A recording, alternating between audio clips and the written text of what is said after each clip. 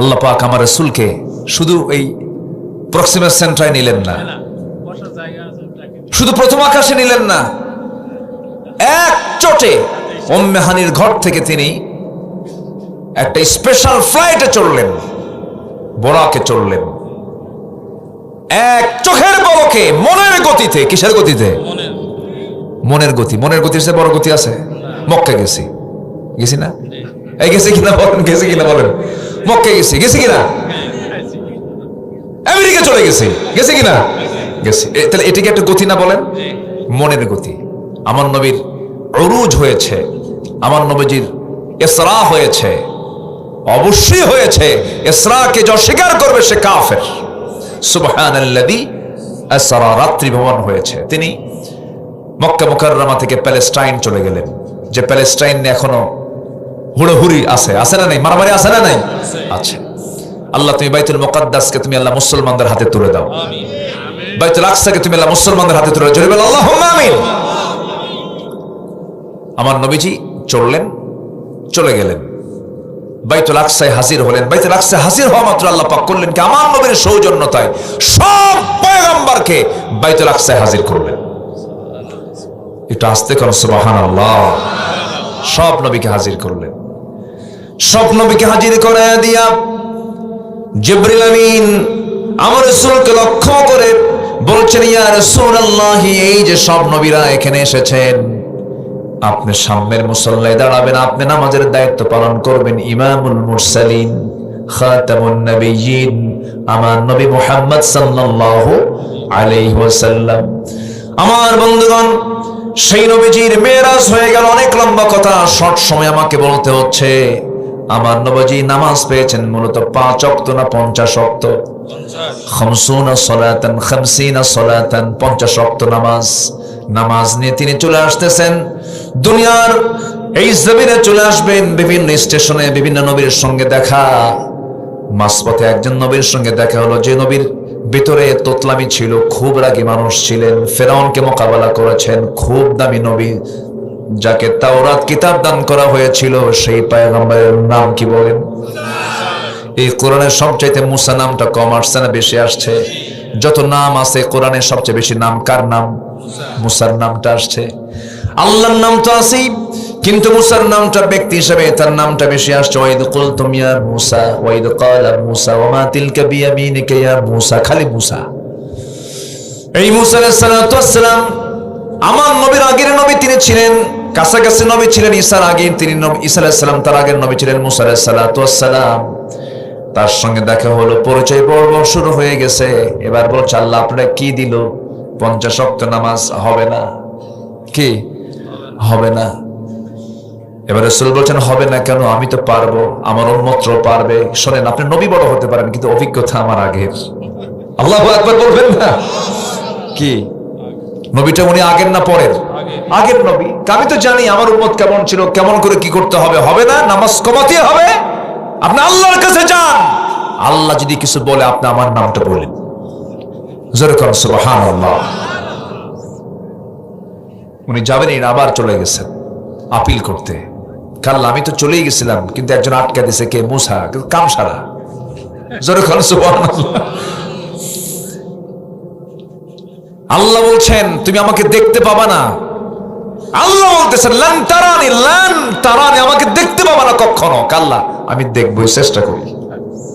সুবহানাল্লাহ বলবেন না? মহব্বতটা কি গভীর হলে পরে এরকম আচরণ করা যায়। সারা জীবন তিনি কথা বলেছেন আল্লাহর সাথে ডাইরেক্ট, কাউকে লাগতো না। ওয়া কাল্লামাল্লাহু মূসা তাকলিমা। কি দাম, কি সম্মান আল্লাহ পাক তাকে দান করেছিলেন। ওয়া কাল্লামাল্লাহু মূসা তাকলিমা। একদিন বলতেছে, আল্লাহ অডিও কলে তো বহু কথা বললাম, আজকে একটু ভিডিও কল মারি। কি কল? কোন কি কল? আল্লাহ কয় ভিডিও কল নাই ওর মধ্যে। জোরে কোন সুবহানাল্লাহ। ভিডিও কলের ফাংশন নাই। মুসা, তোমার এই চর্মচক্ষু দিয়ে তুমি আমাকে কখনো দেখতে পাবে না। তুমি নবী হলে কি হবে, তোমার সেই পাওয়ারটা এখন দুনিয়াতে দেওয়া হয় নাই। সকল বান্দা জান্নাতের মধ্যে আমাকে পূর্ণিমা রাতের চাঁদের চেয়েও স্পষ্ট ভাবে আমাকে দেখতে পাবে জান্নাতের ভিতরে। সুবহানাল্লাহ। আল্লাহকে দেখার জন্য একটা এক্সট্রা শক্তিশালী পাওয়ারের চোখের দরকার আছে না নাই? সেই চোখ কি দুনিয়াতে আছে আমাদের? না। সূর্যই তো দেখতে পারেন, দেখেন তো 1 ঘন্টা সূর্য দেখেন, পারবেন? তা সূর্যই দেখতে পারি না, আমি আল্লাহকে দেখবো কেমনে? আল্লাহকে দেখার মতো সেই যোগ্যতা জান্নাত আল্লাহ পাক সব বান্দাকে দিয়ে দিবেন। আল্লাহ বলছেন, বান্দা আমার সঙ্গে তোমার সাক্ষাৎ হবে, লেখা হবে, লেখা। সূরা কাহফের শেষ আয়াত আল্লাহ রাব্বুল আলামিন বলেন, فمن كان يرجو لقاء ربه فليعمل عملا صالحا ولا يشرك بعبادة ربه أحدا। জোরে বলুন আল্লাহু আকবার। আমার সঙ্গে যে বান্দা সাক্ষাৎ করতে চাবে, দুটো কাজ করতে হবে, শিরিক মুক্ত জীবন গড়বে আর নেক আমলের বোঝা, নেক আমলের ঝুড়ি নিয়ে আমার সামনে হাজির হবে। আমি আল্লাহ নিজে তোমার সঙ্গে সাক্ষাৎ করব, কথা বলবো। সুবহানাল্লাহ। আল্লাহর সঙ্গে সাক্ষাৎটা কত আনন্দের হবে ভাই। আল্লাহর সঙ্গে সাক্ষাৎ আমরা করতে চাই, এই জন্য সবচেয়ে বড় শর্ত হলো নামাজটা পড়বো আমরা। আমার নবীজি যখন এমন আপিল যখন করলেন, মুসা আমাকে আটকায় দিয়েছে, আল্লাহ বলছেন আমার হাবিব 50 ওয়াক্ত লাগবে না, 45, 40, 30, 25, 20, 15, 10 লাগবে না, ডান পাশের শূন্য কেটে দিলাম। 5 ওয়াক্ত নামাজ যদি আপনার উম্মতরা পড়তে পারে, 50 ওয়াক্তের সমান সওয়াব আমি আল্লাহ রাব্বুল আলামিন আপনার উম্মতকে আমি আল্লাহ দিয়ে দেব। সুবহানাল্লাহ। তাহলে মেরাজ থেকে রাসূল কি এনেছেন বলেন? আসতে বলবেন না, কি এনেছেন? কি এনেছেন? ইমানের মূল স্তম্ভ কি বলেন? আসসালাতু ইমাদুদ্দিন ফাকাদ আকামাহা ফাকাদ আকামাদ্দিন ওয়া মান তারাকাহা ফাকাদ হাদামাদ্দিন। নামাজটা আমরা পড়বো, জোরে বলি ইনশাআল্লাহ। সবচেয়ে বেশি মহব্বত করব কাকে? সব সময় জিকির করব কার? জিকির করব একবার না বারবার? জোরে বলেন, একবার না বারবার? মিনিটে মিনিটে, ঘন্টায় ঘন্টায় না সেকেন্ডে সেকেন্ডে? আল্লাহ পাক আমাকে দেখেন কি মিনিটে মিনিটে, ঘন্টায় ঘন্টায়, দিনে দিনে, না শ্বাস প্রশ্বাসে? তাহলে আমার আল্লাহ শ্বাস প্রশ্বাসে দেখেন, আমারও শ্বাস প্রশ্বাসে আমার আল্লাহর নামের জিকির করতে হবে। যেরকম সুবহানাল্লাহ। সাহাবীদের মধ্যে সবচেয়ে বেশি চোখের পানি ফেলে ফেলে কেঁদেছেন ওমরে ফারুক রাদিয়াল্লাহু তাআলা আনহু। বাচ্চার মতো কাঁদতেন, কিছু হলেই কাঁদতেন, নামাজের মধ্যে কাঁদতেন, অস্থির হয়ে যেতেন। আমার নবীর ইন্তেকালের সব সাহাবীরা শোকাহত হয়েছেন, কিন্তু ওমরে ফারুক ছিলেন মাতালের মতো অস্থির চিত্ততা নিয়ে কন্ট্রোল করতে পারছিলেন না। তরবারি বের করে বলছেন, যে ব্যক্তি বলবে রাসূল নাই তার কল্লা আমি কেটে ফেলবো। ওমরে ফারুক খুব আবেগ আপ্লুত ছিলেন, খুব দিলটা খুব নরম ছিল, কিন্তু রাগটা একটু বেশি ছিল। ওমরে ফারুক রাদিয়াল্লাহু আনহু মাঝে মাঝে দোয়া করতেন, আল্লাহ তাআলা আল্লাহুম্মা রযুকনি শাহাদাতান ফি সাবিলিক ওয়াজআল মাউতি ফি বালাদি রাসূলিক, এমন দোয়া করতেন। কিন্তু দোয়াটা ছিল সেই সময়ের প্রেক্ষাপটে সম্পূর্ণ উল্টা। বদর হয়ে গেছে, উহুদ হয়ে গেছে, খন্দক হয়ে গেছে, হুনাইন হয়ে গেছে, মুতা হয়ে গেছে। যুদ্ধ আর মদিনার পাশাপাশি লাগার সম্ভাবনা, কারণ তিহামা অঞ্চল পর্যন্ত ইসলাম পৌঁছে গেছে। এখন দেশ বিজয় হবে, মহাদেশ বিজয় হবে, সমুদ্র পারে গিয়ে ইসলামের প্রচার করতে হবে। মদিনায় কোনো যুদ্ধ হওয়ার কোনো সম্ভাবনা নাই। কিন্তু তিনি এমন দোয়া করলেন, কিন্তু আল্লাহ পাক তার এই দোয়াটাও সঙ্গে সঙ্গে কবুল করে নিয়েছেন। মৃত্যুর দিনে তিনি কি করলেন? মসজিদে চলে গেলেন। মসজিদে গিয়ে তিনি শুধু শাসক ছিলেন না, তিনি একজন ইমামও ছিলেন। একজন আদর্শ রাষ্ট্রের বৈশিষ্ট্য হলো সেই রাষ্ট্রের রাষ্ট্রনায়ক, শাসক যিনি হবেন তিনি ইমামও হবেন, রাষ্ট্রনায়কও হবেন। 2 ব্যক্তি না, 1 ব্যক্তি হবেন, 1 ব্যক্তি হবেন। আমরা এমন দৃশ্য বাংলার জমিনে দেখতে চাই। জোরে বলি ইনশাআল্লাহ, আর জোরে বলি ইনশাআল্লাহ।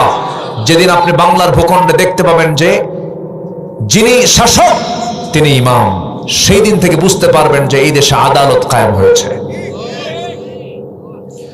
আমার বন্ধুগণ, একটা দেশ ভালো করার জন্য 2টা জিনিস দরকার, সুন্দর মানুষ দরকার আর সুন্দর আইন দরকার।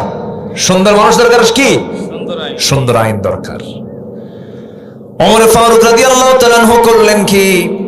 এই দোয়াটা করেছেন, প্রায় দোয়া করতেন। মৃত্যুর দিন ফজরের সময় তিনি মসজিদে নববীতে ঢুকলেন, নামাজ পড়াবেন। মুসল্লায় দাঁড়িয়েছেন, নামাজ শুরু হয়ে গেছে। 2য় রাকাত নামাজ পড়তে নিয়ে হঠাৎ করে শত্রু তাকে অ্যাটাক করে তার ডান পেটের মধ্যে চাকু ঢুকায়া দিয়েছে। চাকু যখন ঢুকায়া দিয়েছে, নামাজ ছেড়ে দিলেন, কিন্তু বুঝোটার আগেই আবার তাকে সজোরে ধরে তল পেটে 2টি স্টেপ মেরে দিল। বিষ মিশ্রিত চাকু, বিষাক্ত চাকু মেরে দিয়েছে। ভুঁড়ির সঙ্গে সঙ্গে কিছু অংশ বাইরে বের হয়ে এসেছে, রক্তাক্ত হয়ে তিনি জমিনে পড়ে গেলেন, সেন্সলেস হয়ে পড়লেন। কয়েক ঘন্টা সেন্স নাই। সেন্স ফিরে আসার সঙ্গে সঙ্গে সামনে দেখেন আব্দুল্লাহর চোখে পানি, সন্তান আব্দুল্লাহ কান্দে। এবার ওমর ফারুক হামুসকে হাসি দিয়ে বলছে, আব্দুল্লাহ কান্দো কেন? আমি তো সফল হতে চলছি, আমি যে কোনো মুহূর্তে দুনিয়া থেকে বিদায় নেব, আমি শহীদের মর্যাদা মনে হয় পেয়ে যাব, কারণ আমাকে যে আঘাত করেছে সে কোনো মুসলিম নয়, আবু লুলুব মাজুসি অগ্নি পূজক আমাকে মেরেছে, আজকে আঘাত করেছে, আমি শহীদের দরজা পেয়ে যাচ্ছি। আব্দুল্লাহ কেঁদো না, হাসি মুখে আমাকে বিদায় দিয়ে দাও। আব্দুল্লাহ আমার জন্য পানি আনো। এক গ্লাস পানি যখন তার সামনে দেওয়া হলো, তিনি বলছেন, আব্দুল্লাহ পান করার জন্য পানি চাই নাই, হুজুর পানি দাও, ফজর নামাজ তো আমার এখনো হয় নাই। যেরকম সুবহানাল্লাহ, এটার নাম জিকির। এটার নাম কি বলেন? জিকির। আল্লাহু আকবার। ভুঁড়ি বের হয়ে গেছে, ফজরের জন্য পেরেশান হয়ে গেছে। এবার বলছেন, আব্দুল্লাহ ওযুর পানি দাও। ওযু বানায় নিলেন।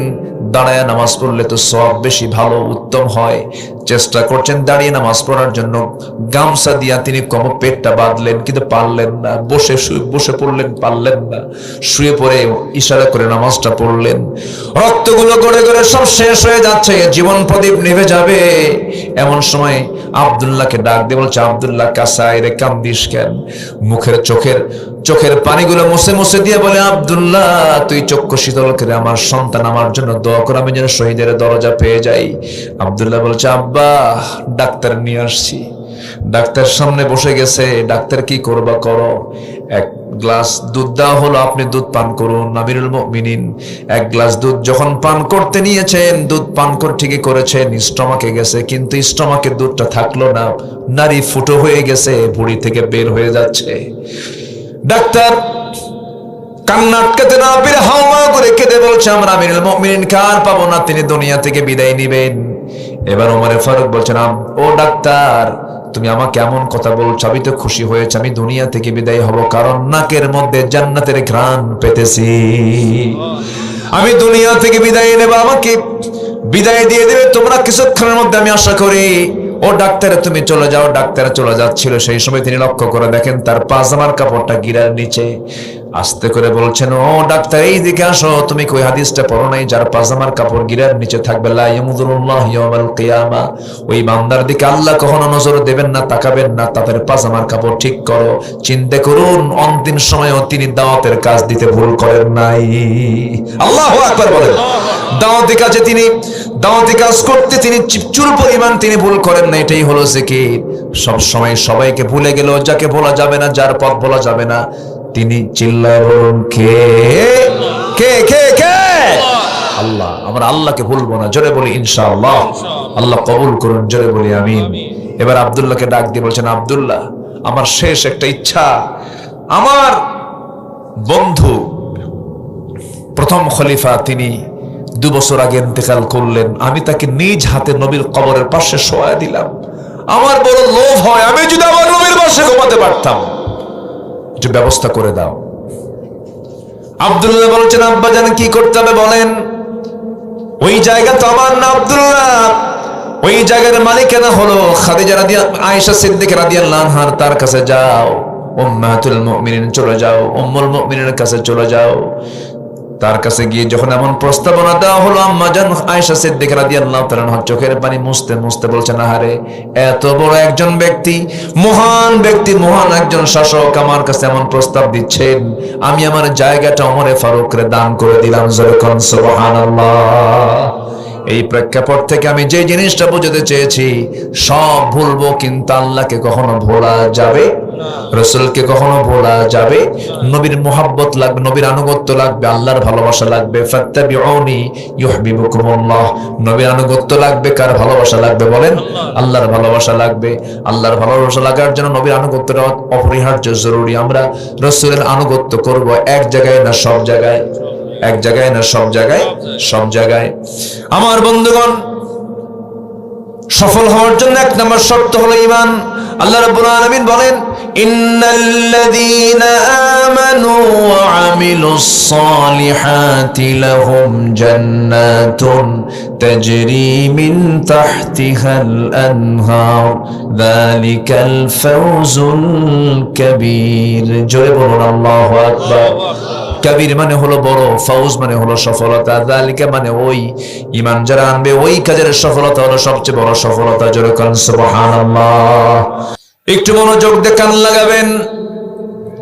আল্লাহ রাব্বুল আলামিন এই কালামটা আজ থেকে কত বছর আগে দিলেন, কতদিন আগে দিলেন।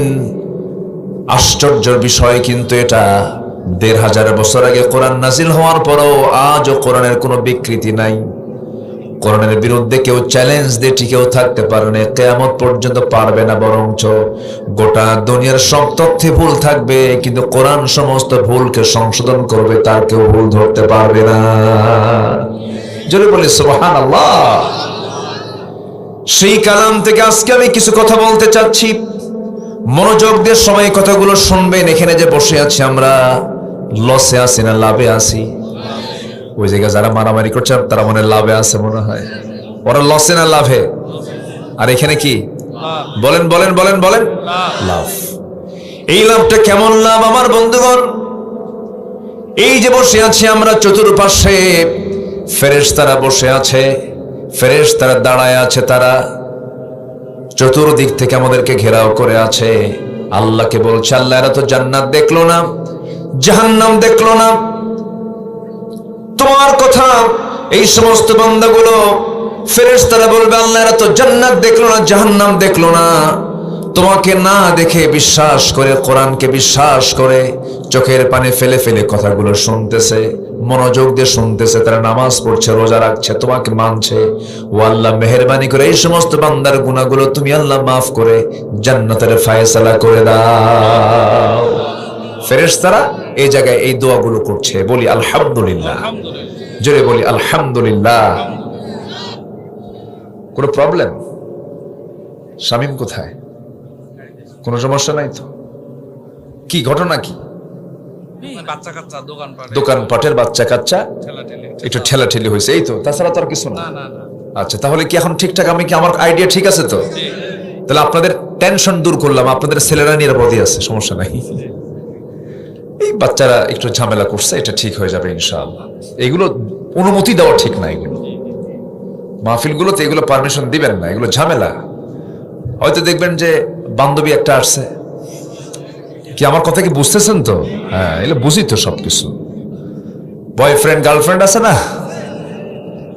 এগুলোই সব পেসপুস লাগছে। বদমাইশ কিছু আছে তো, বুঝেন না? শয়তানের উত্তরাধিকারী কিছু থাকতে হবে না? যা করে করুক, আমরা এদিকে আসি, আমরা মাহফিলের সৌন্দর্য রক্ষা করি। আল্লাহ কবুল করুন, জোরে বলি আমিন।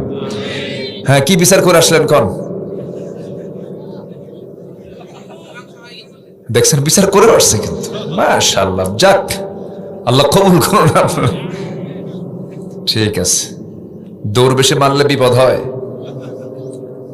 যে কোনো জিনিস আগে ইখতিসাদ, মধ্যম পন্থা অবলম্বন, ভেবে চিন্তে সিদ্ধান্ত নিতে হয়, ঠিক কিনা বলে? তাড়াহুড়ো কখনোই উচিত না। আসুন, এতগুলো কথা বলা লাগতো না, আমি শব্দগুলো আমার কানে আসতেছে, আমি আলোচনা করতে পারতেছি না, এই জন্যই একমুখী হয়ে গেলাম। আর তো কোনো টেনশন নাই তো নাকি? জি, বলি ইনশাআল্লাহ। সম্মানিত ভাইয়েরা, আমরা সফল হতে চাই জীবনের এক জায়গায় না সব জায়গায়? আস্তে, এক জায়গায় না সব জায়গায়? সব জায়গায়। লসে না লাভে? লাভে। কিন্তু দুনিয়ার কারবারে লস আছে না নাই বলেন তো? আচ্ছা, কিন্তু আল্লাহ বলছেন তিনটা কাজ করবা, কোনো লস নাই। জোরে বলেন সুবহানাল্লাহ। তিনটা কাজে কোনো লস নেই, কখনো লস হবে না। আল্লাহ রাব্বুল আলামিন বলেন, ইন্নাল্লাযীনা ইয়াতলুনা কিতাবাল্লাহ ওয়া আকামুস সালাতা ওয়া আনফাকু মিম্মা রাযাকনাহুম সিররাও ওয়া আলানিয়াতান ইয়ারজুনা তিজারাতান লান তাবুর। জোরে বলুন আল্লাহু আকবার। আল্লাহ রাব্বুল আলামিন বলেন, আল্লাহর কালামকে যারা সুন্দর করে তেলাওয়াত করবে, সুন্দর করে বুঝে শোনা, যারা সুন্দর করে পড়বে, অর্থ সহ জানবে, এটা নিয়ে অনুসরণ করবে, এটা নিয়ে গবেষণা করবে, কিরাআত, তিলাওয়াত, দিরাসাত, তাদাব্বুর যারা করবে, এবং কোরআনকে মেনে যে বান্দা ব্যক্তি, সমাজ, রাষ্ট্র পর্যন্ত এটাকে প্রতিষ্ঠার জন্য চেষ্টা করবে। নাম্বার 2 হলো নামাজ কায়েমের সংগ্রাম যারা করবে। নাম্বার 3 হলো যারা আমার খুশির জন্য গোপনে প্রকাশ্যে যারা আমার পথে দান করবে, এই তিনটা কাজে আল্লাহ রাব্বুল আলামিন কসম খেয়ে বলছেন তিজারাতান লাইয়ান তাবুর, কখনো তাদের কখনো লস হবে না। জোরে কোন সুবহানাল্লাহ। কার কথা? আল্লাহ। কয় কাজ? তিন কাজ। বলেন কয় কাজ? কয় কাজ? কয় কাজ? এর মধ্যে মনে হয় নামাজ নাই। আছে। আসতে বলবেন না, আছে না নাই? নামাজ হচ্ছে দ্বীনের স্তম্ভ। আসসালাতু ইবাদুদ্দিন, দ্বীনের কি স্তম্ভ কি বলেন? নামাজ। কিন্তু আমার দেশের এই দ্বীনের যে স্তম্ভ নামাজটা মজবুত না নড়ভরে? আসতে মজবুত না নড়ভরে? তো নড়ভরে স্তম্ভ যদি হয় তাহলে কি নড়ভরে এই ভিত দিয়ে কি জান্নাত পাওয়া যাবে? যাবে না। নামাজ নাই, জাতি নামাজ পড়ে না। আমি কি আলোচনা চালাবো ভাই? কারো আপত্তি নাই তো? চাচা আপনি যান কোথায়? আসবাবপত্র আছে হয়তো এক নম্বরে। কিছু কয়ও না, কিছু না। জি, আপনার ক্যামেরায় মনে হয় একটু দেখতে কষ্ট হচ্ছে না? এখন কি আর সমস্যা আছে? আর কোনো সমস্যা নাই তো? বলি আলহামদুলিল্লাহ। এখানে শুরু থেকে শুরু হয়েছিল জিহাদ, ক্যামেরা সরাও, যখন শুরু করি তখন। ঠিক আছে তো নাকি? আপনি দেখছেন হাজার হাজার, আর ক্যামেরাগুলো দেখায় দেবে লক্ষ লক্ষ কোটি কোটি মানুষকে। আলহামদুলিল্লাহ কোন। তো এটার দরকার আছে কিনা? কি ঠিক কিনা বলেন? তো ঠিক থাকলো কই? এই যে ডিস্টার্ব করলো যে। এখন ঠিক আছে তো? সবাই চুপচাপ থাকেন। আসুন আমরা সফল হব, সফল হতেই হবে। জোরে বলি ইনশাআল্লাহ। আর জোরে বলি ইনশাআল্লাহ। তিন কাজ করব। কয় কাজ? তিন কাজ। সুন্দর করে কোরআনটা পড়বো, জোরে বলি ইনশাআল্লাহ। নামাজ কায়েমের সংগ্রাম করব, জোরে বলি ইনশাআল্লাহ। কিন্তু সফল হওয়ার জন্য কিছু শর্ত আছে। সফল হতে হলে যে পুঁজিগুলো না থাকলে সফল হওয়া যাবে না, সেই পুঁজির দিকে আজকে আমি আস্তে আস্তে যাচ্ছি। 9টা শর্ত আমরা আজকে শিখে যাব। 9টা শর্ত যার থাকবে, 9টা শর্ত যার পূরণ হবে, আল্লাহ পাক তাকে মহা সফলতা দান করবেন দুনিয়া এবং আখিরাতে। আল্লাহু আকবার বলেন। আসুন আমরা সোজা এখন লাইনের দিকে, আলোচনার দিকে চলে যাচ্ছি। আল্লাহ যেন মাহফিলের প্রতিকূল কোন সিচুয়েশন যেন মাহফিল আর যেন না দেন। আল্লাহ কবুল করুন, জোরে বলি আমিন। আসুন আমরা মূল পর্বের দিকে যাচ্ছি। সফল হওয়ার জন্য শর্ত হচ্ছে, 1 নাম্বার হলো ভালো করে ঈমান আনতে হবে। কি করে ঈমান আনতে হবে বলেন? নড়ভরে না মজবুত? নড়ভরে না মজবুত? আমার দেশে নামাজি বেশি না ঈমানদার বেশি? প্যাঁচ লাগাই দিলাম কিন্তু। নামাজি বেশি না ঈমানদার বেশি? নামাজি বেশি, ঈমানদার নাই। নামাজ না থাক আমার কি আছে? এখন বলেন কে আছে বেশি? বলেন নামাজি না ঈমানদার বেশি? ঈমানদার বেশি। আপনি কাউকে বেঈমান বলতে পারবেন? তুই কাফের বলতে পারবেন? উল্টা তো আপনারা একদম ধরে ফেলবে। এই আমি কি ফতুয়া জানি না? নামাজ নাই, আমার ঈমান তো আছে। দেখেন কত বড় মুফতি ফতুয়া দিয়ে দিল। কিন্তু তাহলে আমার দেশের এক একটা জনগণ কিন্তু এক একটা করে বড় বড় মুফতি। নামাজ নাই, কি আছে? ঈমান আছে। আমার বন্ধুগণ, কিন্তু কোরআন কি ফতোয়া দেয়? কোরআনকে প্রশ্ন করুন, কোরআন বলে দাও নামাজ না পড়লে কি হতে পারে, তার শাস্তি কি হবে। কোরআন বলে দিচ্ছে, আল্লাহ রাব্বুল আলামিন বলেন, ফাখালাফা মিন বা'দিহিম খালফুন আদাউস সালাতা ওয়াত্তাবাউশ শাহাওয়াত ফাসাউফা ইয়ালকাউনা গায়্যা। এই জাগতিক জীবনে যারা দুইটা অপকর্ম করে আমার কাছে আসবে, আমি তাদেরকে শুধু জাহান্নাম নয়, জাহান্নামের গর্তের মধ্যে আমি তাদেরকে ফেলে দেব। নাম্বার 1 হলো যারা আযান শোনার পরেও নামাজকে নষ্ট করে ফেলবে এবং নিজের নফস যা চায়, মন যা চায়, মনের খেয়াল খুশি মতো চলবে, নফসের দাস হয়ে যাবে। এই দুইটা অপরাধের জন্য আমি আল্লাহ রাব্বুল আলামিন শুধু জাহান্নাম দেব না, জাহান্নামের গর্তের মধ্যে আমি তাকে ঢুকাইয়া ছাড়বো। নাউযুবিল্লাহ। নামাজ নষ্ট করার মতো লোক তো আমার দেশে নাই। আস্তে কোন আছে না? নাই। কম না বেশি? মাত্র 5 জন মানুষ নামাজ পড়ে। 100 জনে 5 জন নামাজ পড়ে, বাকি 95 জন নামাজ পড়ে না। শুক্রবারে আজকে জুমার দিন চলে গেল, জুমার দিনে জুমার নামাজ পড়তে যে আমার দেশে 15% মুসলমান, বাকি 85% মানুষ নামাজ পড়ে না।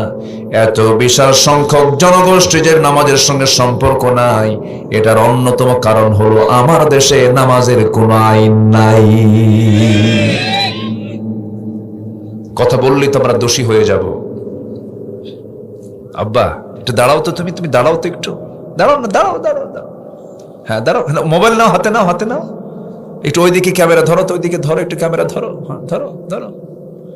দেখছেন কত বড় সাংবাদিক, দেখেন সাংবাদিক দেখছেন। এখন বসো আব্বা, লাইটটা তুমি অফ করো, লাইট অফ করো, চোখে লাইট মারলে অসুবিধা হয়। দেখছেন মোবাইলটা কার হাতে চলে গেছে, কত বড় সাংবাদিক দেখেন। সমাজ ধ্বংসের মূল হাতিয়ার কি এখন বলেন আপনারা? বলেন বলেন। ওই যে ওখানে যে লাগছে না, ওটাও কিন্তু মোবাইল। জানি তো আমরা কি প্রবলেম। আব্বা, আব্বা কই? আসে নাই? আপনি মোবাইল নিয়ে চলে আসছেন? কার এটা? হ্যাঁ, ওরে মামা কই? পাশে আছে? আচ্ছা ঠিক আছে। স্মার্টফোন, অসংখ্য যুবকের জীবন চলে গেছে কিন্তু স্মার্টফোনের কারণে। যায় নাই, যায় নাই, যায় নাই, যায় নাই গেছে। এগুলো হচ্ছে ইমান বিধ্বংসী কামান। এই এই এই স্মার্টফোন এখন ইমান বিধ্বংসী কামান। এটা কামান। গাঁজা, মদ, হেরোইন যত ক্ষতিকর, তার চেয়েও জীবন বিধ্বংসী ক্ষতিকর হচ্ছে এই স্মার্টফোন। শেষ করে দিচ্ছে সব, সব শেষ। কত লাইন, লাইন ধরতে হবে আল্লাহর লাইন। লাইন কয়টা বলেন, কয়টা লাইন? আর এখন লাইন দেখেন, Messenger, imo, Line, Viber, WhatsApp, TikTok, Instagram, Kurigram. কি কথা কি বুঝতেছেন আপনারা? কত লাইন, সারা রাত ধরে আকাম কুকাম করে বেড়ায়। বোরকা পরেন আপনি আর স্মার্টফোন চালায় পরপুরুষকে দেখেন, বোরকার দরকার নাই। কি ঠিক কিনা বলেন? কি দরকার? আগে গায়ের পর্দা না চোখের পর্দা? বলেন বলেন, কোন পর্দা আগে দরকার? কোন পর্দা? আজকের অনলাইনের দুনিয়া, আগে চোখকে আগে পর্দা করতে হবে, তবেই জান্নাত জুটবে। আগে চোখ, আগে কি? চোখ। চোখের জেনা আছে না নাই? আসতে বলবেন না, আছে না নাই? চোখের জেনা সবচেয়ে মারাত্মক জেনা, বদনজর, খুব খারাপ এটা। আল্লাহ পাক বাঁচান, জোরে বলি আমিন। আব্বা রাগ করছো? আর জানি মোবাইল হাতে নিও না, ঠিক আছে বাবা? হ্যাঁ, মোবাইল হাতে নেওয়া যাবে না। মারাও দুষ্ট কম না, বুঝলেন? বলে খোকার আব্বু ও তো খায় না। কি কথা বুঝতেছেন কি? ইউটিউব খায়, ইউটিউব। ঠিক কিনা? এগুলো বাদ দিয়ে দেন। বইয়ের হাতে বাটাম সেট দিবেন, বাটাম সেট। বাটন বুঝলেন তো নাকি?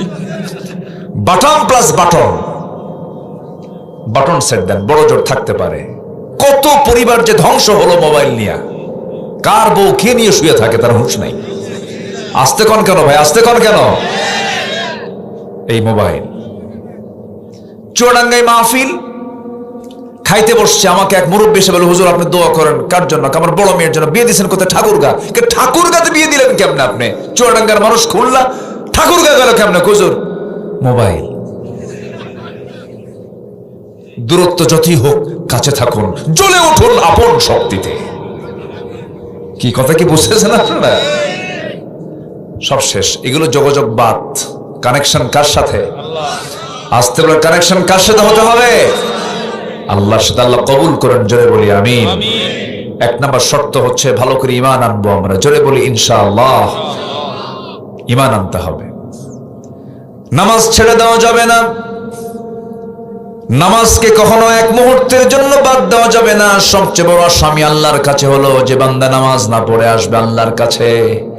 আল্লাহ বলছেন জাহান্নামে যাওয়ার অনেকগুলো কারণ আছে, এর মধ্যে এক নাম্বার কারণ হলো আল্লাহ রাব্বুল আলামিন আরেক জায়গায় বলছেন, মা সালাকাকুম ফি সাকার ক্বালু লাম নাকু মিনাল মুসাল্লিন ولم نك نطعم المسكين وكنا نخوض مع الخائضين وكنا نكذب بيوم الدين حتى أتانا اليقين فما تنفعهم شفاعة الشافعين جل الله أكبر ও দোজখবাসী আজকে তোমরা দোজখে কেন? দোজখবাসী বলবে আল্লাহ চারটা কাজ করে আসি নাই। কি কি কাজ? তারা বলবে নাম্বার 1 হলো আজান শুনেছি মসজিদে যাই নাই। এমন লোক মনে হয় বাংলাদেশে নাই। কি মাঝে মাঝে না ঘরে ঘরে? মাঝে মাঝে না ঘরে ঘরে? বাংলার ঘরে ঘরে কি আছে? বাংলার ঘরে ঘরে নামাজি না বেনামাজি?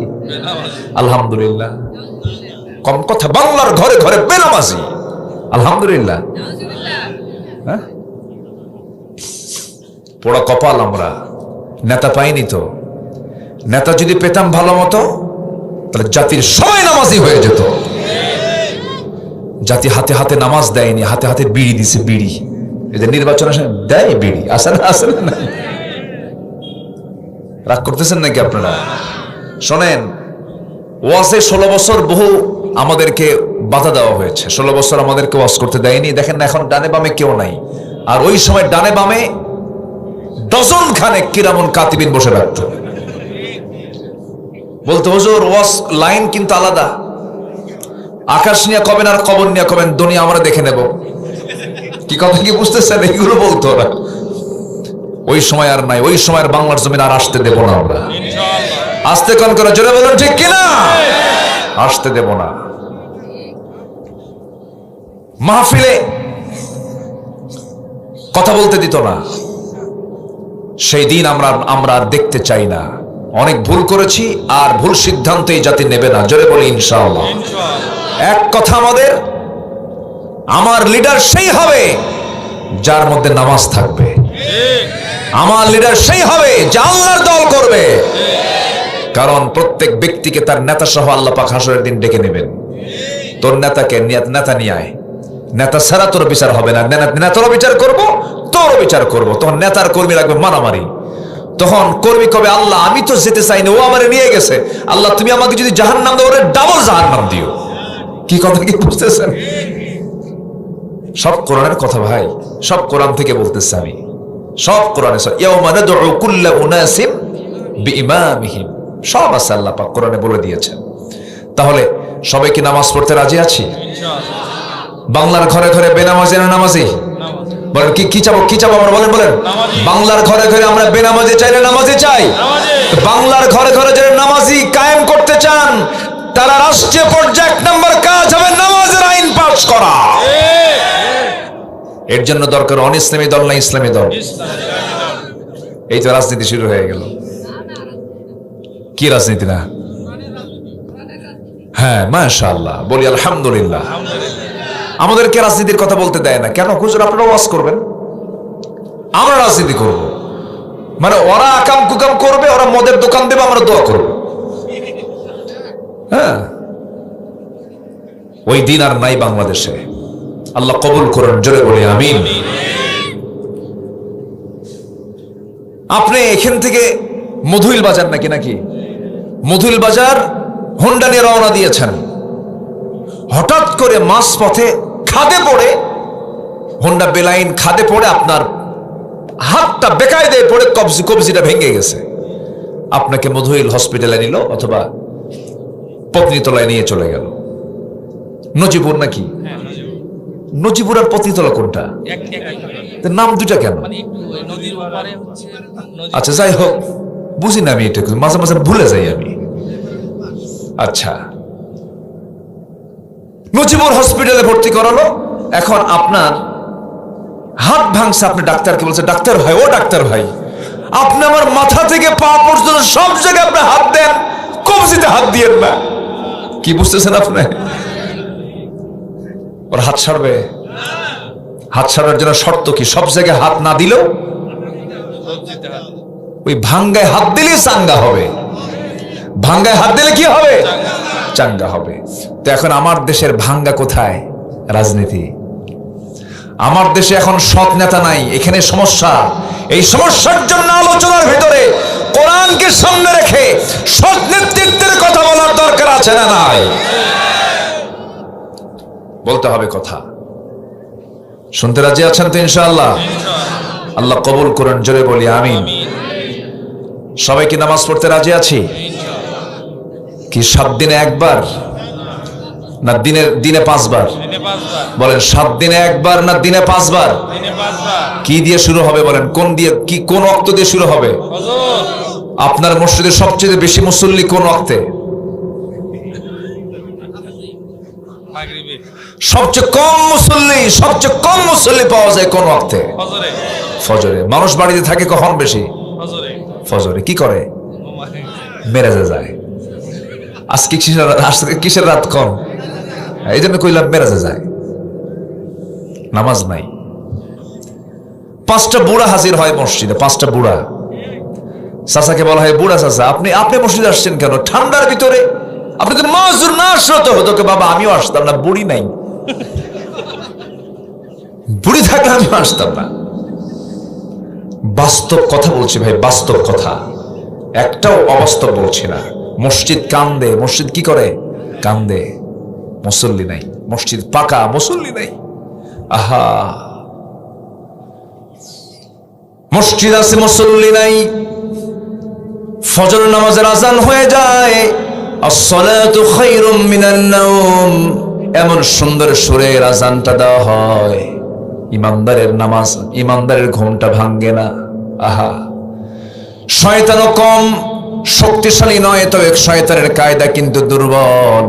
আমার রাসূল বলছেন, ও আমার সাহাবীরা, প্রত্যেক রাত্রে শয়তান ফজরের ঠিক আগ দিয়া প্রত্যেক বান্দার কাছে হাজির হয়ে যায়। মাথার চুলে হাত দিয়ে বলে, আলাইকা লাইলুন তাবিল, আলাইকা লাইলুন তাবিল, তোমার রাত বড় লম্বা, ঘুমাও ঘুমাও ঘুমাও। শয়তানও কিন্তু ওয়াজ করে।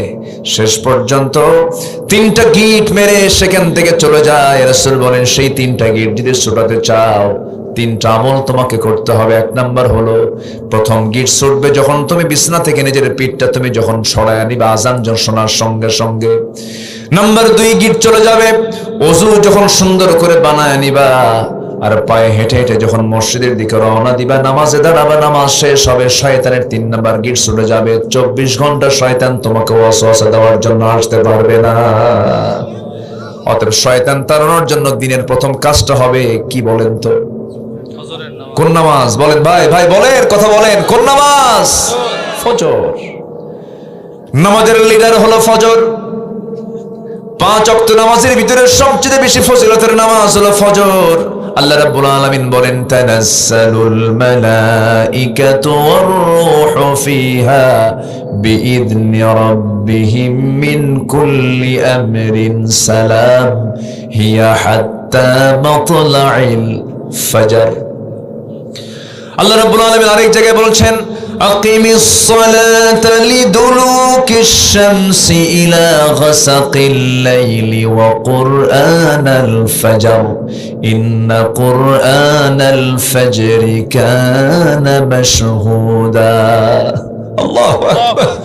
ومن الليل فتهجد به نافلة لك عسى أن يبعثك ربك مقاما محمودا। আমার নবীজি নিজের স্ত্রী আম্মা জান খাদিজাকে হারালেন, তার 3 দিন আগে আবু তালেবকে হারালেন। এই 2 জন নবীর খুব কাছের মানুষ, দুঃসময়ের মানুষ।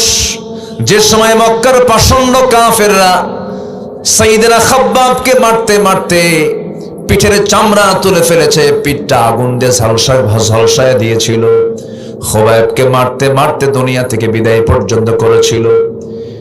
যে সময় ওই মক্কায় আমার নবীজি কালিমার আওয়াজ বুলন্দ করার দ্বারটার জন্য বড় কঠিন ছিল, আমার নবীজি সেজদায় যে রুকুতে চলে গেছেন, মাথার উপরে পিঠের উপরে উটের পচানোর ঘড়ি চাপায়া দিয়েছেন, রাসূল মুখ থুবড়ে পড়ে গেছেন। এমন অত্যাচার, এমন জুলুম, এমন নির্যাতনের সময় বাধার প্রাচীর হয়ে নবীর পক্ষ অবলম্বন করেছেন 2 জন মানুষ, একজন নর একজন নারী, একজন একজন চাচা আর একজন হচ্ছেন তার স্ত্রী। চাচা যদিও কাফের, আবু তালেব কিন্তু ভদ্র কাফের ছিলেন। এমনও তিনি রাসূলকে সেবা দিয়েছেন, বহু সাহাবী এমন সেবা দিতে পারে নাই, এমন সেবা আবু তালেব দিয়েছেন। আমার নবীজির ডান বাম সামনে পেছনে এমনকি জেলখানা পর্যন্ত খেটেছেন আমার নবীর জন্য। এত কিছু করার পর আবু জেল ঈমান আনতে পারে না। আবু জেল জান্নাতি না জাহান্নামী? জাহান্নামী, কারণ সবই ছিল কিন্তু কি ছিল না বলেন? ঈমান ছিল না। শর্ত হলো এক নাম্বার, সফল হওয়ার জন্য কি থাকতে হবে? ঈমান থাকতে হবে। সাইয়েদেনা মুহাম্মদ সাল্লাল্লাহু আলাইহি ওয়াসাল্লাম যখন ঘরের মধ্যে ঢুকলেন, আমার নবীজি কত উদার ছিলেন। আমার নবীজি যে বাড়িতে থাকতেন সেই বাড়িতে কাফের চাচা আবু তালেব ছিলেন। দিন গ্রহণে কোনো জোর জবরদস্তি নেই, রাসূল কখনো জোরাজুরি করেন নাই। আবু তালেব হঠাৎ করে বিছানায় পড়ে গেছেন, বলছেন ভাতিজা মনে হয় বাঁচব না, দুনিয়া থেকে বিদায় নেব আমি। আমার নবীজি আতঙ্কিত হয়ে গেলেন, আচমকা হয়ে গেলেন। পাশে বসলেন, চাচা কি বলেন? পাশে বসে বসে তার সেবা করছিলেন। ও চাচা, আপনি আমাকে ভাষা শিখিয়েছেন, কথা শিখিয়েছেন, আমার জন্য জেল খেটেছেন। চাচা কতদিন আপনি আমার সেবা করেছেন, চাচা কালেমাটা পড়েন। বলতেছে ভাতিজা তোর কালিমা সহি, তোর কালিমা সঠিক, তোর ধর্ম সঠিক, কোনো সমস্যা নেই। আমার ছেলে জাফরকে দিছি, আমার ছেলে আলীকে তোমার হাতে দিয়ে দিয়েছি, আমারে বললো না। এরকম লোক এখনো বলার আছে না নাই? আসতে বলবেন না, আছে না নাই? আচ্ছা, এবার বলতেছেন চাচা আলী যাবে জান্নাতি, জাফর যাবে জান্নাতে, তার আমল নামায় থেকে যাবে, তার আমল দিয়ে আপনার কিছু হবে না, আপনাকে ঈমান টানতে হবে। আবু তালেব বারবার বলছে ভাতিজা মুহাম্মদ আমাকে জোরাজুরি করো না। আমার নবীজি মাথা থেকে পা পর্যন্ত হাতের ছোঁয়া লাগায় দিলেন, টিপে টিপে দিলেন, সুন্দর করে বারবার তাকে আলতো করে মুছায় দিচ্ছেন। চাচা আপনার আপনার কপাল ঘেমে যাচ্ছে, আপনি মারা যাবেন, কালিমাটা পড়েন। অর্ধেক কালিমা পড়েন, লা ইলাহা, এতটুকুন পড়লেও হবে। কিন্তু আবু তালেব বলে ফেললো, শেষ পর্যন্ত বলে ফেললেন ভাতিজা মুহাম্মদ আমার বাপ দাদার ধর্ম আমি ছাড়তে পারবো না। এরকম লোক এখনো আছে না নাই? আমার বাপ দাদা চোর, আমিও চোর। আছে না এরকম কিছু লোক? আছে না? আমার বাপ চোর, আমার বাপ করে গেছে চোরের দল, 28 লক্ষ কোটি টাকা দেশ থেকে পাচার করে নিয়ে চলে গেছে। জানেন না আপনারা? জানেন না আপনারা? জানেন না? আমার বাপ চোরের দল, আমিও চোরের দল। এরকম লোক আছে না নাই? এটা কখনো করা যাবে না, কারণ বাপ যাবে বাপের আমলনামা নিয়া, আমি যাব আমার আমলনামা নিয়া। আমার বাপ যাবে আমলনামা নিয়ে জান্নাতি, আমিও যাব আমি আমার আমলনামা নিয়ে জান্নাতে। বাবার আমল দিয়ে আমার কিছু হবে না, আমার আমল দিয়ে বাবার কিছু হবে না। লাহা মা কাসাবাত ওয়া লাকুম মা কাসাবতুম, কেউ কারো উপকারে আসবে না। তাই যদি হতো আমাদের জাতির পিতাকে বলেন জোরে বলেন, এটাও তো আটকে রাখছিল 16 বছর আটকে। জানেন না আপনারা আমাদের দেশের জাতির পিতা কে? হ্যাঁ বলছে তো, আমার দেশে নয় গোটা দুনিয়ার মুসলিম মিল্লাতের জাতির পিতাকে বলেন। তার বাপকে মুশরিক না মুমিন বলেন? মুমিন না মুশরিক? মুশরিক। তার বাবা মুশরিক আর তার ছেলে হলো আল্লাহর পয়গম্বর। বলেন তো আল্লাহর পয়গম্বর হওয়ার পরেও ওই বাবা মুশরিককে কি জান্নাতে নিতে পারবেন? পারবেন না। কেন? তার মধ্যে কি নাই? ঈমান নাই। তার শর্ত হলো 1 নাম্বার কি আনা? ঈমান আনা। আরো 9টা বিষয় আছে, কিন্তু এই 9টা বিষয় আজকে শেষ করব, এরপরে মাহফিল থেকে উঠবো ইনশাআল্লাহ। রাজি আছেন তো সবাই? আমার বন্ধুগণ, আবু তালেব বাঁচলেন না, দুনিয়া থেকে বিদায় নিয়ে নিলেন। আমার নবজি তাকে বিদায় দিলেন। তার 2টা কলিজার টুকরা সন্তান আলীকে কাছে নিলেন, জাফরকে কাছে নিয়ে বলছেন জাফর রে, আলী রে, তোর বাপকে হারাইছে, তোর আমার সাথে থাক। সবচেয়ে কম বয়সে ইসলাম কবুল করেছেন সাইয়েদনা আলী রাদিয়াল্লাহু তাআলা আনহু। ছোট্ট মানুষ, কালেমা পড়েছেন তিনি ছোট্ট বয়সে। আমার নবীজি তার আপন চাচার 2টা সন্তানকে সাথে নিয়ে তিনি সময়গুলো কাটাতে শুরু করলেন। 3 দিন যেতে না যেতেই আম্মাজান খাদিজা নবীর কাছে এসে বলছেন, ইয়া রাসূলুল্লাহ, শরীরটা ভালো না, মনে হয় আমি বাঁচবো না, দুনিয়া থেকে বিদায় নিয়ে নেব। আমার নবীজি বলছেন, খাদিজা, চাচাকে হারিয়েছি, ক্ষতটা সারে নাই, তুমি আজকে কি বলো? এবার তিনি বলছেন, ইয়া রাসূলুল্লাহ, শরীরটা আমার ভালো যাচ্ছে না, সন্তানগুলো দেখে রেখে আমি মনে হয় বাঁচবো না, দুনিয়া থেকে বিদায় নেব, আমি দুনিয়া থেকে চলে যাচ্ছি। ইয়া রাসূলুল্লাহ, আপনি আমাকে মাফ করে দিয়েন, আমার নবীজির মাঝ থেকে দুজন মানুষ যখন দুনিয়া থেকে বিদায় নিলেন, নবীজির ঘুম ধরে না। আমুল হুজুন, ওই বছরটাকে চিন্তার বছর বলা হয়। নবীর জন্য বড় বড় চিন্তায় পড়েছিলেন। এতদিন পর্যন্ত আবু জাহেলরা সাহস পায় নাই। যখন আবু জাহেল রাসূলকে মোকাবেলা করতে আসতো, সেই সময় সামনে বাদার প্রাচীর হয়ে আবু তালেব দাঁড়াতেন। আর ধনাঢ্য খাদিজা, ধনীদের দাম সমাজে একটু কম হয় না বেশি হয়?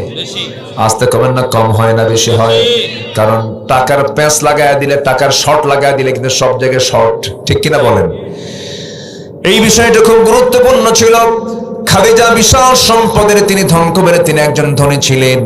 ওইদিকে আবু তালেবের প্রভাব, এই দুইটা শক্তি নবীর পক্ষে খুব কাজ করেছে। কিন্তু 3 দিনে যখন এই দুজন মানুষ বিদায় হয়েছে, আমার নবীর পাশে কেউ নাই। আবু জাহেল মহা খুশি, মোহাম্মদ এখন তোমাকে দেখবে কে? আমার নবীজির পাশে কেউ নাই, নিঃসঙ্গতা এই সময়গুলো কাটতেছে। আল্লাহ রাব্বুল আলামিন বলছেন, আমার হাবিব, আপনার নিঃসঙ্গতা দূর করার জন্য আমি বেশি নয়, আমি আপনার জন্য বাজেট পাস করেছি। আমি আপনাকে আরশ আজিমের মেহমান বানাই, আমি আপনাকে মেরাজ করায় দিতে চাই। যেরকম সুবহানাল্লাহ, আল্লাহু আকবার বলেন। আমার নবীর মতো সফর পৃথিবীর কেউ করতে পেরেছে? কিয়ামত পর্যন্ত কেউ পারবে? সামান্য এক মঙ্গল গ্রহে যায় আর চাঁদের দেশে শীতে পড়ে থাকে, আছে না? বলেন তো, চাঁদে গেছে ঘুরে আসছে, মঙ্গল গ্রহে গেছে ফিরে আসছে, আর কি দেখছে? সূর্যের কাছে যাওয়ার ক্ষমতা আছে? লক্ষ লক্ষ ডিগ্রি সেলসিয়াস যার তাপমাত্রা, ক্ষমতা আছে, গেলেই তো জ্বলে শেষ হয়ে যাবে। সূর্যের কাছে যাওয়ারই ক্ষমতা নাই। হ্যাঁ, যদি চেষ্টা করতে পারে তারকার দেশে হয়তো চেষ্টা করতে পারে। তারকার দেশ আরো কাছে না আরো দূরে? তারকা বড় না সূর্য বড় আকারে? কোনটা বড় বলেন? দূরে থাকার কারণে ছোট দেখা যায়, কিন্তু সূর্যের চাইতে এক একটা তারকা আছে 33 কোটি গুণ বড়। আল্লাহু আকবার বলেন। অসংখ্য তারকা আল্লাহ পাক আকাশে সব আলোকিত করে রেখেছেন। রাতের বেলা চিকমিক দেখা যায়, কিন্তু এগুলো ছোট না, অনেক বড়, বিশাল বড়, কল্পনার বাইরে। এখন কেউ যদি চেষ্টা করে একটু তারকার দেশ দেখতে যাব, বিমান হেলিকপ্টার হবে না, নভোযান লাগবে। লেটেস্ট নভোযান হচ্ছে অ্যাপোলো 11, যার ঘন্টার গতি হলো 39,000 কিলোমিটার। ঘন্টায় চলে, ঘন্টায় 39,000 কিলোমিটার। ধরেন রওনা দিল, বিজ্ঞান বলছে রওনা দিলে পরে পৃথিবীর সবচেয়ে নিকটবর্তী যে তারকা, প্রক্সিমা সেন্ট্রাই সবচেয়ে নিকটবর্তী তারকার নাম, ওই তারকার দেশে যেতে ওই বান্দার সময় লেগে যাবে 1,15,000 বছর মাত্র। যাবেন কারা কারা? হাত তোলেন।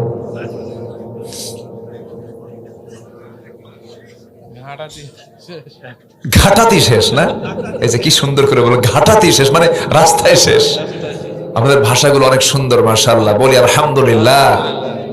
বহুদিন আগে এই যে নোয়াখালী থেকে আসলাম কালকে, ওই নোয়াখালীতে একটা মাহফিল ছিল আমার।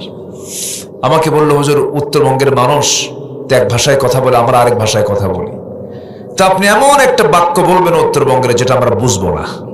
যেরকম আমরা বললে আপনারা বোঝেন না, ওই এলাকার একটা ভাষা বলেন যেটা আমরা বুঝবো না। তো আমার হোম টাউন আবার বগুড়া, আমার বগুড়ায় জন্ম। তো আমি বগুড়া শহরের 4 মাথা নাম শুনেছেন তো? বগুড়ায় তো মাথা মেলা, বহু মাথা, 4 মাথা, 3 মাথা, 7 মাথা, 14 মাথা। আচ্ছা, মাথা খালি মাথা, ওখানে কোনো ঠ্যাং ঠুঙ্গার হাত হুত নাই। তো ওই মাথার যে ভাষাগুলো, এই ভাষাগুলো আমি, রিক্সাওয়ালা যে ভাষাগুলো বলে, সেই ভাষাগুলো আমি এক লাইন একটা বাক্য আমি রেডি করে বললাম, দেখেন তো বোঝেন নাকি? বললাম, কে রে তুই আলুতে আলু, ওয়াক্কালি আলু। কি বুঝতেছেন আপনারা? ভাষাতে মিল আছে, হয়তো আপনার একটু টান দেন বেশি, তারা টানে একটু কম, কিন্তু ভাষার মিল আছে। কিন্তু একটা লয়, একটা তাল আছে, মিল আছে। বললাম, কে রে তুই আলুতে আলু, ওয়াক্কালি আলু। বুঝতেছেন তো নাকি? তুমি আসলে তো আসলে, ওকে কেন নিয়ে আসলে? তুমি আমার দিকে ফেল করে চেয়ে আছে। বললাম, ভাই আমি তো বলে ফেললাম। কি বললেন আপনি? বললাম, বুঝলেন কি আপনি বলেন আগে, আমি পরে বলবো। উনি বলতেছেন, বুঝলাম এটাই, যেহেতু উত্তরবঙ্গ আলুর দেশ। কি কথা কি বুঝতেছেন? উত্তরবঙ্গ কিসের দেশ? আলুর দেশ। কে রে তুই আলুতে আলু, ওয়াক্কালিয়া আলু। কয় আলু হলো? আলু স্কয়ার না, আলু কয়টা হয়েছে? কিউব নাকি? কিউব বলে না? এই বীজগণিত কারা পারে? কি কয়? কিউব বলে না? হ্যাঁ। তাহলে আলু মানে 3টা আলু নিয়ে একটা বাক্য ধারণা করতেই পারে। বললাম ভাই এখানে আলু ডালুর কোনো ফাংশন নাই। পরে তাকে বুঝাইয়া দিলাম এই হলো ভাষা, ঘাটাতি শেষ না? মানে জায়গায় শেষ বা প্রতিবন্ধী শেষ। জি, প্রতিবন্ধী শেষ, ঘাটাতি শেষ। এটা তো নোয়াখালী বুঝবেই না, উপায় নেই। পথই শেষ, পথেই শেষ। আর সেই বান্দা কয় আল্লাহর আইন মানি না, পিটাইয়া সোজা করা দরকার বেকুবগুলোকে, ঠিক কিনা? যে বান্দা বলে নামাজের আইন দরকার নাই, শরিয়া আইন মানি না, পিটাইয়া সোজা করা দরকার। সম্মানিত ভাইয়েরা, নামাজ আমরা পেয়েছি, আল্লাহ পাক কি সুন্দর করে উপহার দিয়েছেন, জোরে বলেন সুবহানাল্লাহ। নিজের জীবনকে পরিশুদ্ধ করতে হবে। পরিশুদ্ধ করার জন্য আমাকে আপনাকে চেষ্টা করতে হবে। আল হালালু বাইয়িনুল হারামু বাইয়িন, হালালকে বাদ দিতে হবে, হালালকে গ্রহণ করতে হবে, হালালকে গ্রহণ করতে হবে, হারামকে বাদ দিতে হবে। যে ব্যক্তি হারামকে প্রত্যাখ্যান করে হালালকে গ্রহণ করবে তার জন্য জান্নাত নিশ্চিত, বলেছেন মুহাম্মদ সাল্লাল্লাহু। ওয়া হালালতুল হালাল ওয়া হারামতুল হারাম আদখুলুল জান্নাতি ইয়া রাসূলুল্লাহ। ক্বালা নাম। এক সাহাবী বলেছেন হুজুর আমি যদি হালালকে হালাল জেনে হালালকে প্রত্যাখ্যান করি, হারামকে হারাম জেনে যদি হালালকে হালাল জেনে যদি হালালকে গ্রহণ করি, হারামকে হারাম জেনে যদি হারামকে প্রত্যাখ্যান করি, আদখুলুল জান্নাতি ইয়া রাসূলুল্লাহ, আমি কি জান্নাত পাবো নাকি? আমার রাসূল মুস্কাশি মেরে বললেন এই বান্দা জান্নাতি, জোরে বলেন সুবহানাল্লাহ। আমার ভাইয়েরা, এই জন্য নফসকে শুদ্ধ করতে হবে। কদ আফলাহা মান তাযাক্কা কদ আফলাহা মান যাক্কাহা। আল্লাহ কবুল করুন, জোরে বলি আমিন। তো নফসের শুদ্ধতার জন্য 1 নম্বর শর্ত হলো হিংসা করা, হ্যাঁ নাকি? হ্যাঁ, হিংসা করো না, হিংসা পরিহার করা। হিংসা বাদ দেবো, জোরে বলি ইনশাআল্লাহ। অবৈধ কামনা বাসনা না রাখা। বৈধ হলে সমস্যা নেই, নিজের বইয়ের প্রতি কামনা আছে না নাই বলেন তো?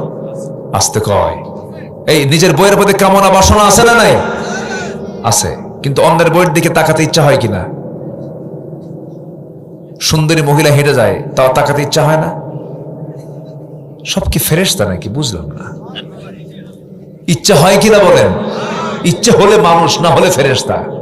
ইচ্ছা হয় কিনা বলেন? হয়, চায় থাকি। কিন্তু চাই না কেন? কার ভয়ে? কার ভয়ে? আর আমার মধ্যে কি আছে? ঈমান আছে। কি আছে বলেন?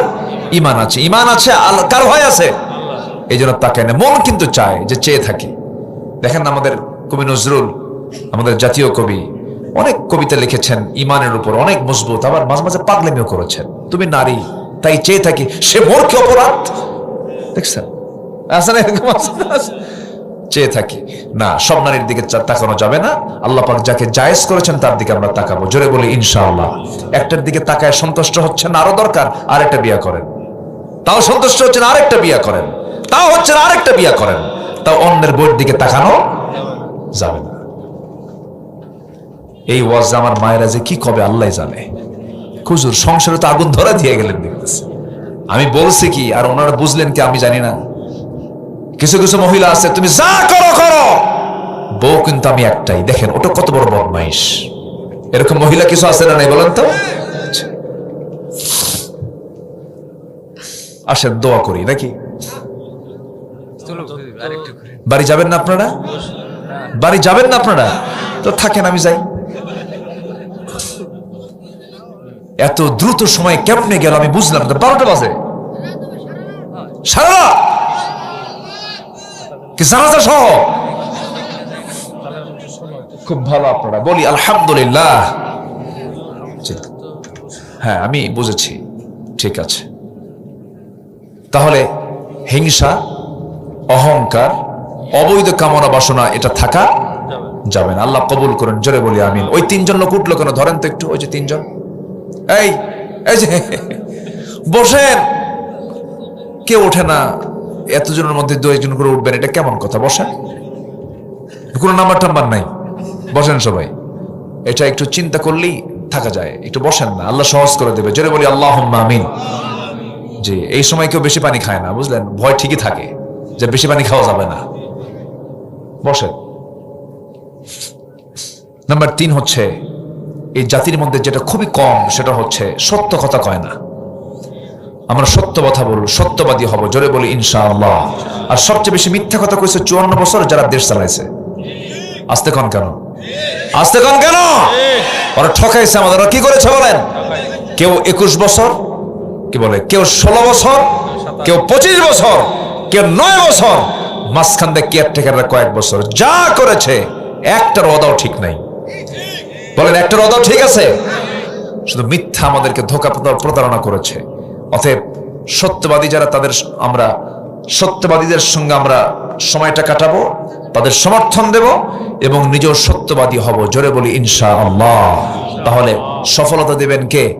আল্লাহ তাআলা। আল্লাহ পাক বলেছেন ওয়াকুলু কাওলান সাদীদা ইউসলিহ লাকুম আ'মালাকুম ওয়া ইয়াগফির লাকুম যুনুবাকুম ওয়া মান ইউতি'ইল্লাহ ওয়া রাসূলাহু ফাকাদ ফাযা ফাওজান আযীমা। তাহলে সত্য কথার ফলাফল হচ্ছে আল্লাহ পাক তাকে সীমাহীন পুরস্কারে পুরস্কৃত করবেন। আল্লাহু আকবার বলেন। নাম্বার 4 হলো তাকওয়া অর্জন করা। সফল হব আমরা। তাকওয়া অর্জনটা কি? সাইয়েদনা ওমর ফারুক রাদিয়াল্লাহু তাআলা আনহু ঘরের মধ্যে বসে আছেন, তার স্ত্রী 60 দিরহাম দিয়ে দুধ থেকে কি বের হয় ওটা? আমাদের এলাকায় ঘি। ঘি ঘি 60 দিরহাম দিয়ে ঘি কিনেছেন। সেই ঘি কিনে তিনি রান্না করেছেন, স্পেশাল করে ঘি মিশ্রিত রান্না করেছেন। সেই রান্নাটা দিয়ে বলছেন আমিরুল মুমিনিন, আমি আপনাকে আজকে এক্সট্রা করে ভিন্ন করে রান্না করে আমি আপনাকে খাওয়াবো। কি? ঘি দিয়ে রান্না করেছি। তিনি বলছেন আমার দেশের জনগণ কি এই জাতীয় খাবার খায় নাকি? না, আমার দেশের জনগণ যতদিন পর্যন্ত এই জাতীয় খাবার পাবে না, আমি ওমর এই খাবার মুখে নেব না। আল্লাহু আকবার বলেন। ছোট্ট ছেলে 5 বছর, রাষ্ট্রের কার্টুনের মধ্যে খেজুর আছে, সেই খেজুরটা বন্টন করা হয় নাই। ছোট্ট বাচ্চা এসে চট করে কার্টুনের মধ্যে হাত দিয়ে একটা খেজুর মুখের মধ্যে নিয়েছে। ওমর ফারুক আস্তে করে ডাক দিয়ে মুখের মধ্যে নখ ঢুকায় খেজুরটা বের করে বলে যা মায়ের কোলে যা। পাঠায় দিছে। চিৎকার মেরে মেরে সন্তান চলে গেছে, মার কোলে গিয়ে এই কথা বলেছে। কিছুক্ষণ পর ভিতরে ঢোকার সঙ্গে সঙ্গে স্ত্রী মন খারাপ, আপনি আমার ছেলের সঙ্গে এমন আচরণ করলেন কেন? আমরা কি খেজুর পাবো না? একটা নয় খেজুর কম নিতাম। পরে ওমর ফারুক বলছেন আমার স্ত্রী, আমি তো সন্তানের বাবা, আমারও তো মহব্বত আছে, কিন্তু এই যে খেজুরটা সে নিল, আমার ভাগে যে ওই খেজুরটাই ভাগে পড়বে তার গ্যারান্টি কি? এই জন্যই মুখ থেকে খেজুরটা বের করে রাষ্ট্রের জায়গা, রাষ্ট্রের সম্পদ রাষ্ট্রের মধ্যে রেখে দিয়েছে। জোরে করুন সুবহানাল্লাহ। এটার নাম তাকওয়া। এটার নাম কি বলেন? তাকওয়া। জনগণ পাবে কখন? নেতাই তো খায়া শেষ। কি ঠিক কিনা বলেন? আমার বন্ধুগণ, তাকওয়া কাকে বলেন? মধু পেয়েছেন, রাষ্ট্রের মধু 5টা ভাগ হবে, প্রতিবেশী 4 জন, উনি একজন, 5 জন। মধুর বোতল নিয়ে স্ত্রীর সামনে এসে বলছে এটাকে ভাগ করো। কিছুক্ষণ পর বলছে না, তোমাকে ভাগ করতে দেব না, আমাকে দাও, অন্যকে ভাগ করতে দেব। বলুন তো এই আচরণ বউয়ের সঙ্গে করলে বউ কি হতে পারে বলেন?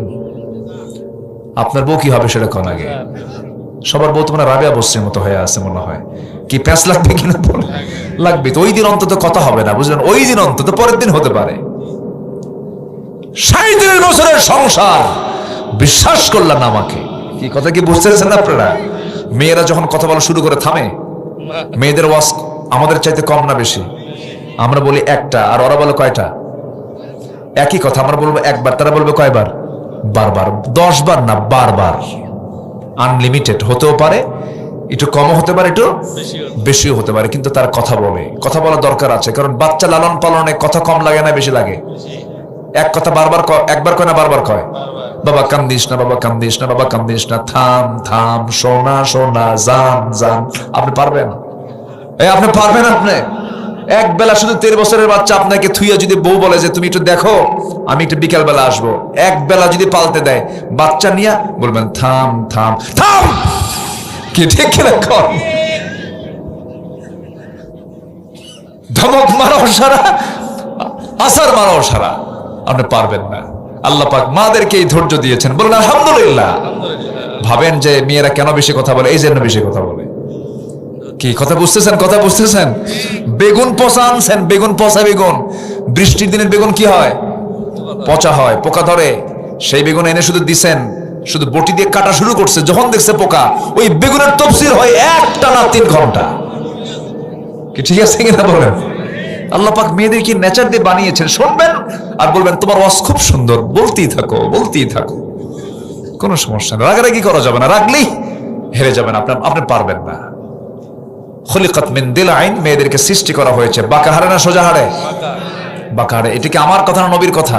নবীর কথা। এই জন্য বাঁকা হাড় এটা মাথায় রেখেই সংসার, তুমি খুব ভালো, ব্যাস শেষ, আর কিচ্ছু হবে না। আমরা তাদের সঙ্গে সহজভাবে চলবো। জোরে বলি ইনশাআল্লাহ, আর জোরে বলি ইনশাআল্লাহ।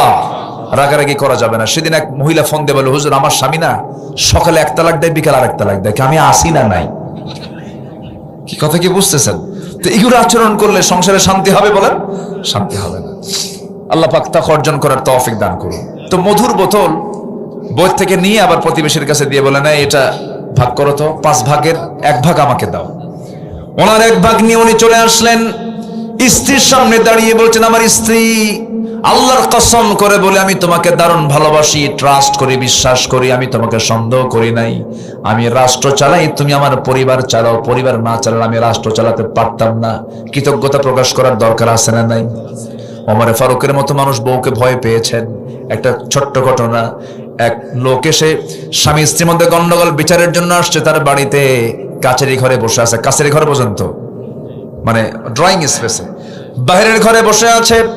এমন সময় বহু সময় চলে গেল, কিন্তু ওমর ফারুক বের হন না। ওখানে বসে বসে দেখতেছেন যে ওমর ফারুক যেন তার স্ত্রীর সঙ্গে বাকবিতণ্ড চলতেছে। উনি ওই চিত্র দেখে ভাবতেছেন, এই লোকের কাছে বিচার চায় লাভ কি? চলে যাচ্ছেন, বাইরে বের হয়ে বলছে, এই আগন্তুক তুমি কেন আসলা, কেন গেলা, কিছুতে বললা না? কি যে সমস্যা আমার ঘরে সেই সমস্যা আপনার ঘরেও। কি কথা কি বুঝতেছেন?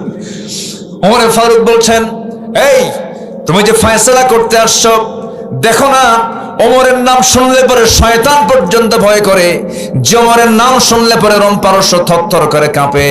সে ওমরের সামনে ওমরের বউ এত কিছু বললো, ওমর কোনো জবাব দিছে নাকি? না, তুমিও কিছু কইও না, যাও। সুবহানাল্লাহ বলেন। চিন্তা করেন, পরিবারটা এমন, পরিবারকে আমরা সহজ করব। জোরে বলি ইনশাআল্লাহ। যত শক্ত হবেন পরিবার তত শক্ত হয়ে ধ্বংস হয়ে যাবে, আমরা নরম হব। জোরে বলি ইনশাআল্লাহ। এবার সফটলি বলতেছেন, আমার স্ত্রী, মধুর বোতলটা আমি তোমাকে ভাগ করতে দেইনি, এটার কারণ আছে। কারণটা হলো, মধু হলো তরল জিনিস। এই তরল জিনিসকে যদি ভাগ করতে যাই আমরা, তুমি যখন ভাগ করতে যাবে সেই সময় মধুটা ভাগ না হয় সমান সমান হলো, কিন্তু হাতে লেগে যাবে, তরলের কারণে হাতে লেগে যাবে। 1 ফোঁটা হোক, 2 ফোঁটা হোক, 3 ফোঁটা হোক, এতটুকুন মধু আমাদের ভাগে বেশি আসুক চাই নাই মনে করে মধুভাগের দায়িত্ব আমি অন্যের কাঁধে চাপাইয়া দিয়েছি। যেরকম সুবহানাল্লাহ। এটার নাম তাকওয়া। এটার নাম কি বলেন? তাকওয়া।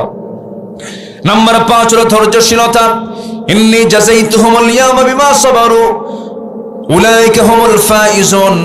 নাম্বার 6 হলো আনুগত্য। মাইয়ুতিল্লাহ রাসূলুহু ফাকাদ ফাযা ফাওজান আযীমা। নাম্বার 7 হলো সৎ কাজের আদেশ দাও, সৎ কাজের বাধা দাও। ওয়ালতাকুম মিনকুম উম্মাতুন ইয়াদউনা ইলাল খাইর। শেষে হলো ওয়া উলাইকা হুমুল মুফলিহুন। নাম্বার 8 হলো তওবা করা। তওবা করব কার কাছে? একবার না বারবার? সকাল বিকাল নাকি? আর সকাল দুপুর বাদ যাবে? বারবার। তওবা করব কি? বলেন বলেন বলেন বলেন, তওবা করব কি? আমার নবীজি 100 বারেরও বেশি বার তওবা করেছেন সারা দিনে। যেরকম সুবহানাল্লাহ। তুবু ইলাল্লাহ ফাইন্না তুবু ফিল ইয়াউমি 100 মাররা। আমার বন্ধুগণ, সর্বশেষ অনেক লম্বা লম্বা কথা ছিল, সর্বশেষ হলো যারা প্রকৃত মুমিন হবে তারা সফল হবে। কাদ আফলাহাল মুমিনুন। মুমিনরা নামাজি হয় না বেনামাজি হয়? মুমিনরা ফাহিশা কথা বলে না ভালো কথা বলে? মুমিনরা সুদ খায় না যাকাত দেয়? বলেন বলেন বলেন বলেন বলেন। সুদ খায় না যাকাত দেয়? যাকাতের ফাংশন নিয়ে তারা থাকে, লজ্জাস্থানে হেফাজত করে, বউ সারা কারো কাছে যায় না, বউ সারা কারো কাছে যায় না, আকাম কুকাম করে বেড়ায় না, মদের কাছে যায় না, ওয়াদা ঠিক রাখে, আমানত ঠিক রাখে। ওয়াল্লাযীনা হুম লিআমানাতিহিম ওয়া আহদিহিম রাউন। নাম্বার 7, সর্বশেষ 7 হলো নামাজ দেশের, নামাজ দেশে যারা নামাজের ব্যাপারে যত্নশীল হয়, আল্লাহ বলছেন উলাইকা হুমুল ওয়ারিসুন, আমি তাদেরকে জান্নাতুল ফিরদাউসের ওয়ারিস বানায় দেব। যখন সুবহানাল্লাহ। 5 ওয়াক্ত নামাজ পড়বেন কারা কারা? হাত তুলে দেখান দেখি। 5 ওয়াক্ত নামাজ দেখেন তো কারা কারা তুলনা, তাদেরকে চিনে রাখেন। 5 ওয়াক্ত নামাজ কারা কারা পড়বেন? জোরে চিৎকার মেরে বলি ইয়া আল্লাহ। আমাদেরকে ফজর, যোহর, আসর, মাগরিব, ইশা 5 ওয়াক্ত সালাত আদায় করার তৌফিক তুমি আল্লাহ দিয়ে দাও। জোরে বলি আমিন, আরো জোরে আমিন, আরো জোরে আমিন। রব্বানা যালামনা أنفسنا وإن لم تغفر لنا وترحمنا لنكونن من الخاسرين গভীর রাত নিঝুম রাত ঝিমানো রাত্রিতে চাঁদের মতো হাজারো মুসলমান নরনারী নিয়ে তোমার কালাম থেকে কিছু কথা বলেছি। সফলতার শর্তগুলো কি কি এই বিষয়ে সংক্ষিপ্ত আকারে কিছু কথা বলার চেষ্টা করেছি। তোমার বড়ত্ব, তোমার বিশালত্ব নিয়ে কিছু কথা বলেছি। তোমার সৃষ্টির অপরূপ সৌন্দর্য নিয়ে কিছু আলোচনা করেছি। সৎ নেতৃত্বের জন্য কেমন গুণ থাকা দরকার এমন গুণবাচক এমন গুণাবলী নিয়ে কিছু কথা বলেছি। দুটো হাত পেতেছি তোমার দরবারে, মেহেরবানি করে গুনার দিকে নজর দিও না বান্দা, মনে করে তুমি আল্লাহ আমাদেরকে মাফ করে দাও। আব্বা আম্মা যারা দুনিয়া থেকে বিদায় নিলেন, জিন্দেগীর গুনাহগুলো মাফ করো, কবরগুলোকে জান্নাতের টুকরা বানায়া দাও।